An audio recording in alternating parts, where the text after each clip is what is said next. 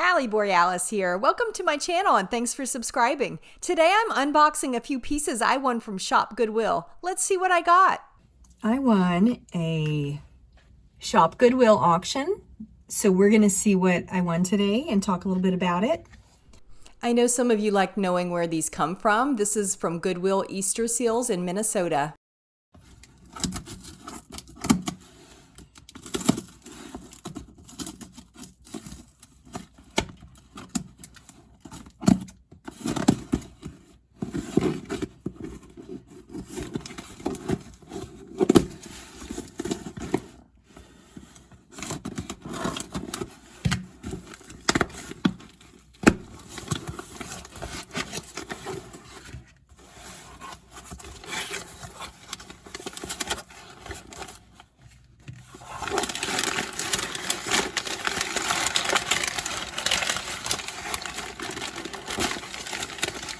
Looks like it's packaged well. As you can see on here, it's already giving a hint. It's a Monet tassel necklace, vintage. It said on the Shop Goodwill auction that it was a tassel necklace and earrings. From what I could tell from the pictures, it's actually a necklace and a bracelet. So it was strange that they had it listed wrong.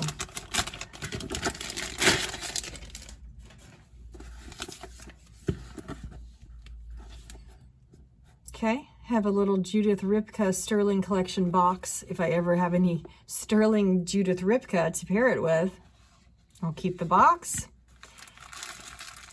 Here we are.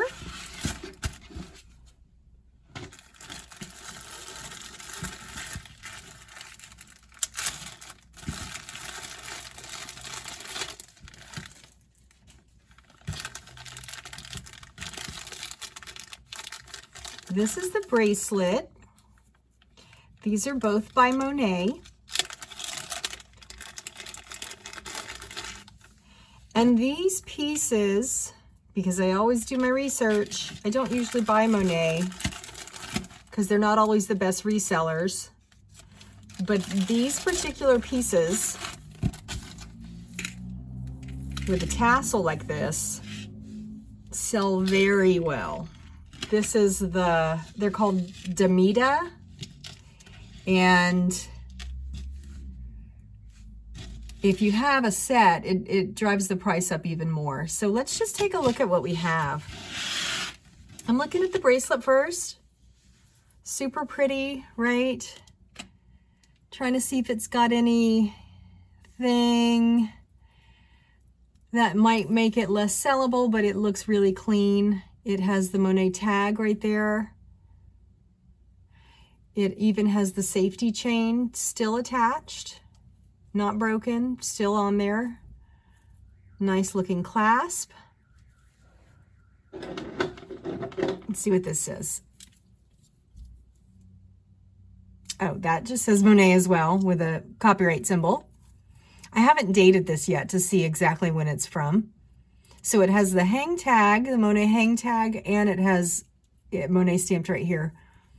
It's a beautiful, really beautiful statement bracelet. And then here's the matched necklace, Demita. You can see it's like a heavy statement piece, which I think is lovely. I like buying statement jewelry. It just sells better. This also has Monet stamped on the clasp right there. You can see that. They're a nice set right here. And I'll tell you what I paid for them. Oh, I like that. The bracelet's double chain. I paid $69.63 for this set. And the comps are running about $160. $160 something. So I'm hoping I can sell this set for about that and I can make $100 off of it. So we'll see. So what I do with my jewelry is I put a little dish soap in here and some warm water, and then I drop my jewelry right on in there for the most part. There's some stuff that you don't really want to get wet, but I like to just give it a good cleaning, and then I'll just do like a once over on any parts that most people are going to want to touch, because it's vintage jewelry.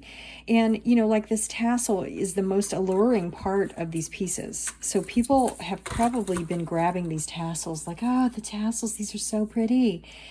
And what happens is you've got oils on your hands from food or lotion or perfumes or sprays or whatever you have on your hands, and you might not see it now, but that's what leads to metal developing verdigris, that green stuff. So I always wash my hands before I touch any of this jewelry, and I'm just going to give it a really light rub down with a soft bristled brush. And I'm just kind of thinking, if I can take as good a care as I can take of the vintage jewelry and pass it on to the next person, I don't know if they're going to take care of it or not, but I know when it comes through my hands, at least I've given it a good cleaning and tried to prevent as much verdigris buildup as possible. Here's an example. This is a Miriam Haskell necklace I have that has verdigris. And of course it's on the clasp, because that's the part of the necklace that's most been handled. And then I'll just rinse it off in some clean water and dry it off, and it'll be good to go. So these are pictures from my listing. I usually like to photograph jewelry against a black background initially, if I can get it to turn out well. Sometimes it washes out the piece. I like to do my pictures against both a black background and a white background, because sometimes the piece looks different depending on the background color. And I did research on this, and these pieces were made in the 1960s, and they're book pieces. They're from Monet the Master Jeweler's book, page 186. Book pieces typically do increase the value of jewelry, so it's always great to be on the lookout for that. I'm going to update this video when these pieces sell and let you guys know what the prices were. If you like what you're seeing, hit the subscribe button. It's free.